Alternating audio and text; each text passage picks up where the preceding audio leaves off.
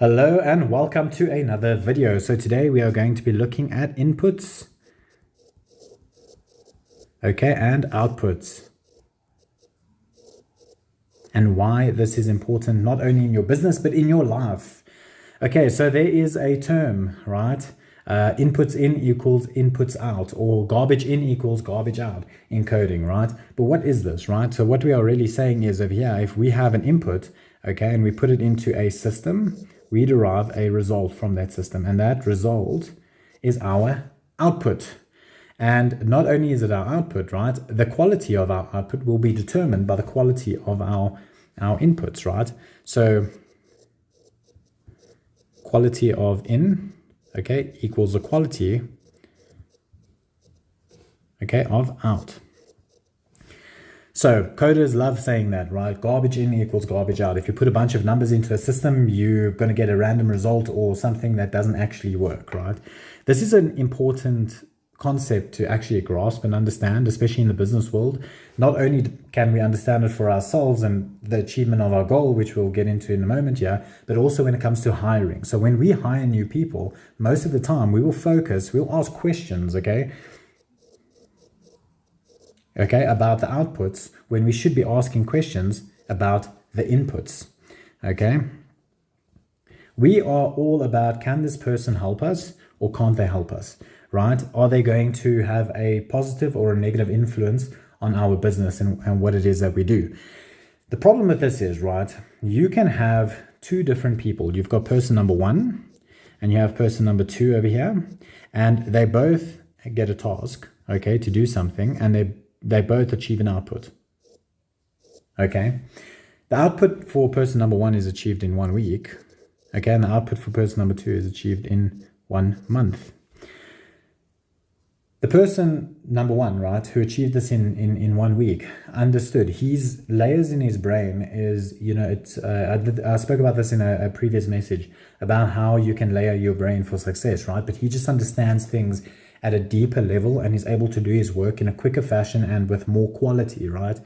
But person number two, maybe, he starts putting inputs into a system. He has to try again, or maybe it just does it in a slower fashion. Maybe his brain doesn't work as fast, and they both get the same result. Okay, number one might have a bit of a better quality than number two, but at the end of the day, it's a usable result. Okay, it's a usable output. And now we've kind of lost what? Like over here, we've lost, okay, 3 weeks. So you don't always want someone who can do the quickest job. You want someone who can do a quick job and a quality job, right? But over here, we've lost 3 weeks. In the business world, this is a lot of time to lose, okay? So now we won't know how long person number two is going to take unless we know what type of inputs he's busy putting in. So in an interview setting, right, you want to ask this person things like, who has influenced you, for example, like what have you input into your mind? Because the mind works in a very similar way, right, as what this drawing is over here. Okay, so you have a person, okay, and you have inputs over here. So your inputs might be your parents, school, maybe you have siblings, okay, you have friends, okay, and so on and so forth. The stuff that you watch, movies, books. At a later stage, you maybe go to, seminars, courses, okay, masterminds. Okay, you have a whole bunch of inputs over here, right? And you're busy feeding that into a system, which is your mind. Okay, so your mind, okay, over here, let's do this maybe in another color. Okay, using these inputs, you're feeding it into a system, into your mind, and from that, okay, you are getting something, okay, which we call an output. Now, you can call it your mindset, you can call it your business, you can call it whatever, right? Because it depends on what type of thing we are busy feeding into the system, right? So let's say we are feeding in, parents, school, books, friends, movies, siblings, that type of thing. That becomes our mindset, right? Our parents, they'll tell us stories, and teachers will be putting something into a system and it will give an output, right? For example, if a teacher gives you a low quality input like, hey, you're shit at maths, maybe you start believing that story over and over and over and over again, right? They tell it to you once, and you just find reasons why you shit at maths, right? So now your output is, hey, you shit at maths. Shit input, like shit in equals shit out, right? Garbage in equals garbage out. And that is a very, very big problem, right? But once you understand this, you can maybe fix the system. And so our mindset really comes from the stuff that we input into a system. You had people like Isaac Newton, okay, and he obviously, people thought this guy was a genius, but he said, no, I've only got this far by standing on the shoulders of giants. And what he means is, I had, these people, I had Galileo, Copernicus, Bacon, all these different people who influenced me, right? So he took genius, okay, and he input genius. Okay, so his input was genius into the system, which is his mind, okay? Okay, and his output was genius. Okay, so he had an output of, genius. But this goes further, right? His output of genius went on to influence other people, okay, like Einstein.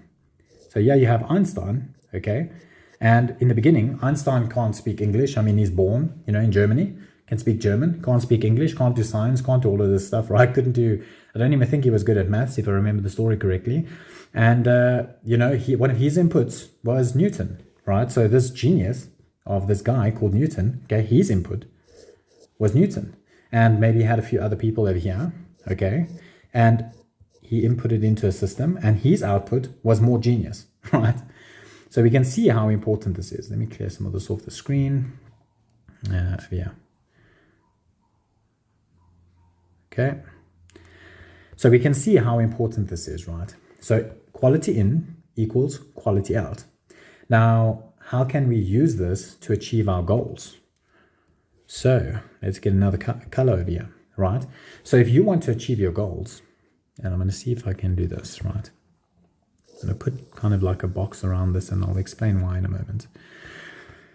So we have a goal, okay? Okay, and we know we need to put something into a system to achieve a goal.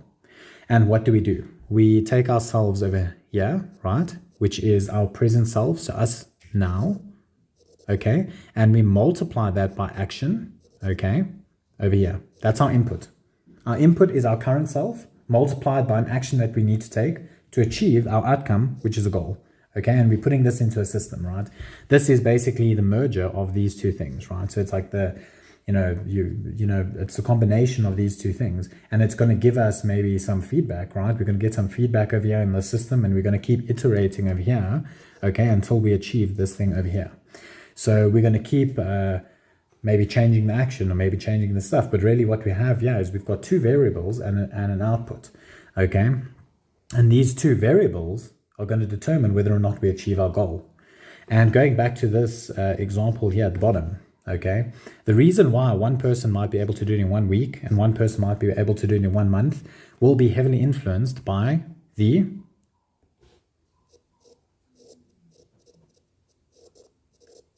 environment, okay? Most people don't realize, but your environment can have a great influence on whether or not you achieve your goal, right? Whether or not your goal becomes successful, or whether your goal is not successful, whether it's achieved or not achieved. And like I say, you need to optimize your environment really to achieve your goal. So now you've got this principle of, inputs, okay, equals outputs. And then you put a little box around that, and that's also your environment, right? So if you want to really use this to your advantage, let me give you an example, right? Say now you are in America and you want to start a tech startup. Would it serve you better to be in New York City or in California?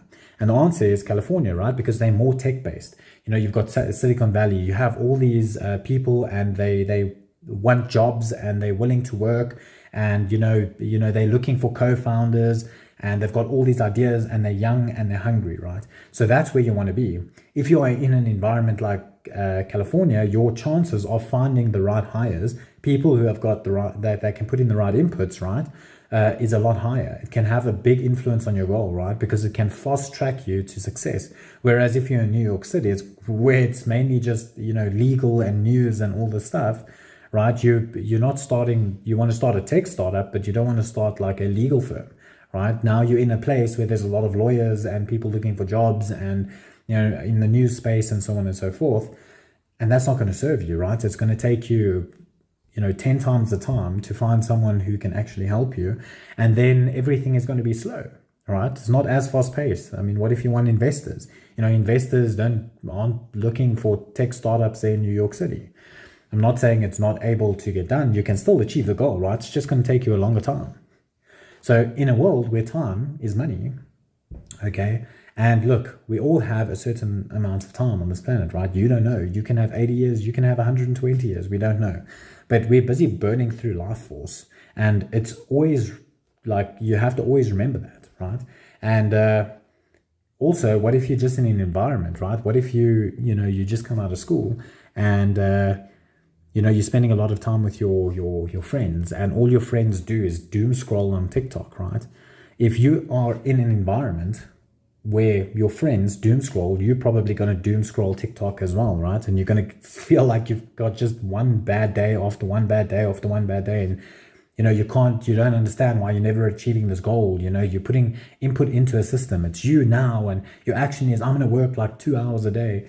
But, those 2 hours that you do work, or those 4 hours, or those 8 hours that you do work, if we were to look at your phone, you're probably spending time doom scrolling and looking at shit online, right? And your environment's just feeding you. You get caught into a trap, right? Of this For You page. And all it does is it just feeds you garbage. And that's another thing, right? Garbage in, garbage out. If you are busy scrolling on social media and you're looking at YouTube and your news feed and you're looking at all this negative shit, like that's going into your head, right? That is inputs. You're putting in negativity and you're getting out negativity. That is why people say that if you put positivity into a system, okay, you will get positivity out of a system. And that is really, really important to understand. So if you are going to be out here spending time on the For You page on YouTube, Instagram, Facebook, and all these places, right, you are going to, sorry, I'm just putting my phone on silent. You are going to, not be in a very good space where you can be productive. Okay, and oftentimes when we're caught in this For You page, okay, it's feeding us information. And when you are getting fed information and you don't have to go out and hunt it for yourself, that means you're pretty much in a stable and you're getting wheeled off to slaughter, right? And this is where people see the asses in the stock market and in business and stuff like that, right? So it all comes back to inputs. So guys, this is a very important thing to understand, that outputs are derived by inputs, and the quality of your inputs will determine the quality of your outputs. Understand this, understand how your environment can influence you, and I will catch you in another video. Till then, bye-bye.